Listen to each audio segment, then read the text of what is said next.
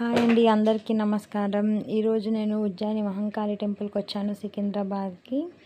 అమ్మవారి గుడి చాలా వైభవంగా అన్ని అరేంజ్మెంట్స్ అన్నీ చేసుకుంటున్నారండి.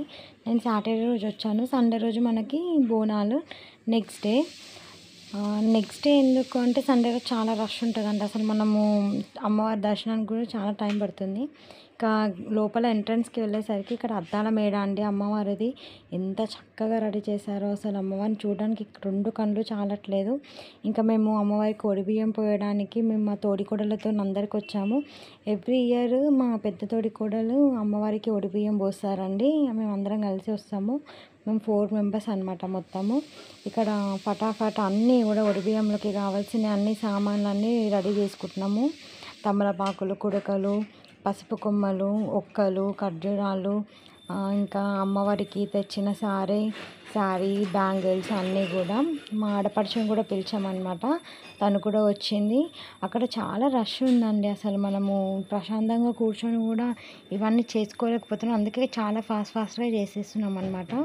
ఇంకా ఒడిబియ్యం అంతా కలుపుకున్న తర్వాత మనము ముత్తద్దులకు పసుబొట్టు ఇవ్వాలండి. ఇంకా మా అక్కయ్య అయితే ఇస్తుంది. ఇక్కడ మా పెద్దక్క అయితే అందరికీ పసుబొట్టు ఇచ్చేస్తుంది. ఇంకా ఈమె మా ఆడపడుచు అండి, బ్లూ కలర్ శారీ. అందరం ఇంకా రెడీ అయిపోయానమాట ఒడిబియ్యం పోయడానికి. మా చిన్న పాపకు పెడుతుంది. ఇక్కడ ఒడిబియ్యం పోసేసామండి. అసలు ఆ విగ్రహాలు చూడండి, శివపార్వతులు ఇద్దరు చూడడానికి రెండు కళ్ళు చాలటం లేదు.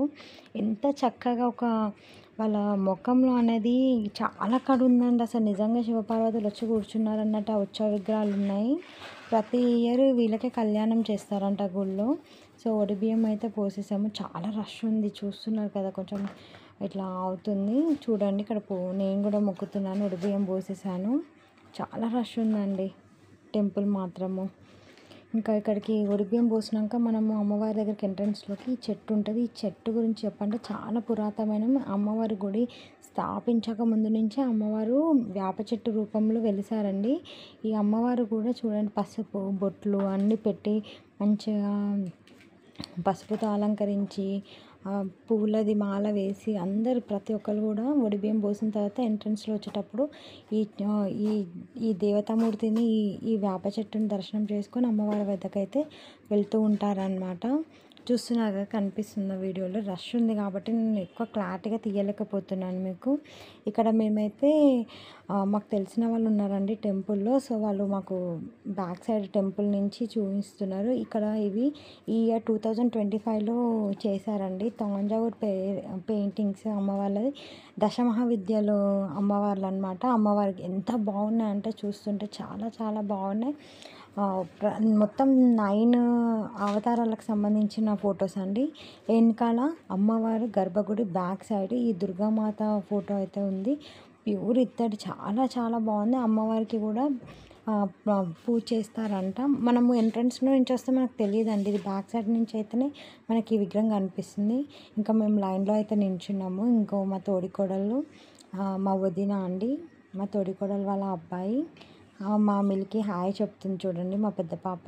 ఇంకా అమ్మవారి చూడండి, ఆ తోరణాలు అసలు పచ్చని తోరణాలు, fruits, mangoes, dragon fruits, bananas, మళ్ళీ జామ పండ్లు, మొత్తం పండ్లతోని అమ్మవారిది అంగ వైభవంగా కట్టారండి. చూడడానికి రెండు కళ్ళు చాలడం లేదు. అసలు ఎంత బాగా డెకరేషన్ చేశారంటే 2025 బోనాలు అదైతే చాలా బాగా డెకరేషన్ చేశారు. తోరణాలు చూస్తున్నారు కదా మీరు. ఇంకా నేను ఇక్కడ అమ్మవారిది అయితే ఒక క్లిప్ తీసుకోగలుగుతున్నానండి. అక్కడ చాలా రష్ ఉంది చూడండి అమ్మవారిది. నేను ముంగటి నుంచి వెళ్ళామన్నమాట. ఇక్కడ అమ్మవారి ముందు ఉన్న అమ్మవారి ఎల్లమ్మ తల్లి కనిపిస్తుందండి. ఇంకా మేమందరం అయితే ఒక ఫ్యామిలీ పిక్ దిగాము. ఇంకా బయటకు వచ్చేసాము. అంతా చాలా బాగా జరిగింది. దర్శనం మాత్రం చాలా చాలా బాగా జరిగింది. ఫుల్ సాటిస్ఫైడ్ అనమాట అమ్మవారిని చూసి. ఎంత బాగా అయిందంటే అంత బాగా అయింది. ఇది మనం దర్శనం చేసుకున్న తర్వాత వచ్చే ఎంట్రన్స్. ఇక్కడ మేము రాగానే శనివారం రోజు అమ్మవారిది ఘటాలు ఊరేగింపు ఉంటుందండి. ఇది చాలా స్పెషల్ అనమాట. రేపు బోనాలు అనగా సండే రోజు అమ్మవారిని ఇట్లా ఈ బ్యాండ్ బాజాలతో అమ్మవారు ఆ ఊర్లో ఉన్న వాళ్ళు ప్రతి ఒక్కరిని బియ్యం అడుగుతారంట అండి బోనం చేసేదానికి. అమ్మవారిని ఊరేగింపుగా తీసుకెళ్తారంట. ఈ ఘట్టం అనేది అది నాకు చాలా మంచిగా అనిపించింది. అమ్మవారు చూసారా, అందులో ప్రతి ఒక్కరు ఆ గ్రామంలో ఉన్న వాళ్ళందరినీ కూడా బియ్యం అడుగుతారంట. వాళ్ళందరూ బోనానికి సంబంధించిన బియ్యం పోస్తారంట. అమ్మవారు కూడా తిరుగుతారంట అండి. ఆ పంతులు గారు ఒక ఇంటర్వ్యూలో చెప్పారు. ఈ ఘట్టం గురించి చాలా ఇంపార్టెంట్ అయిన ఘట్టము. అమ్మవారు వచ్చి తీసుకుంటుందంట ఆ బియ్యం అందరి దగ్గర, ఆ గ్రామస్తుల దగ్గర నుంచి. ఇదండి. నా ఛానల్ని లైక్ చేయండి, సబ్స్క్రైబ్ చేయండి, షేర్ చేయండి.